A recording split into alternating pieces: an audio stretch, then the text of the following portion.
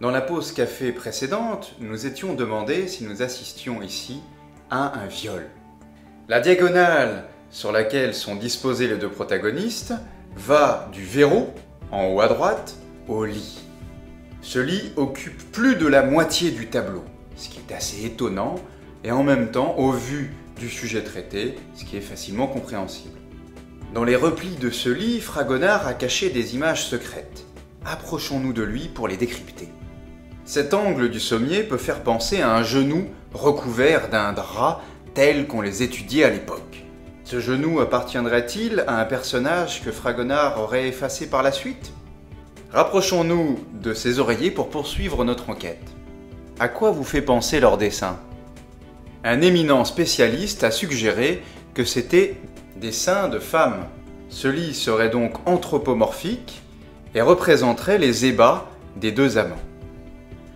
Madame serait symbolisée par les parties blanches du lit, nous voyons ses seins et l'un de ses genoux, et monsieur par les parties rouges.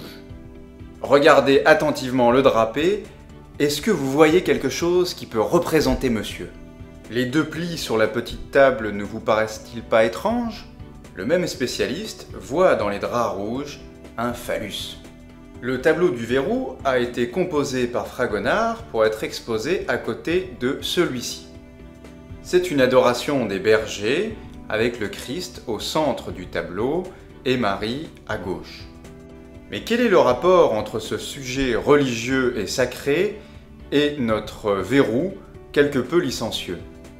Fragonard, justement, nous propose une réflexion sur la distinction entre l'amour profane, l'amour charnel, représenté par le verrou, et l'amour sacré, représenté par l'adoration des bergers.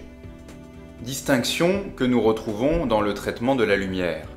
Alors que dans le tableau du verrou, la lumière vient de gauche, vient de l'extérieur, elle dissèque les protagonistes, la lumière dans l'adoration des bergers vient du Christ, vient de l'intérieur.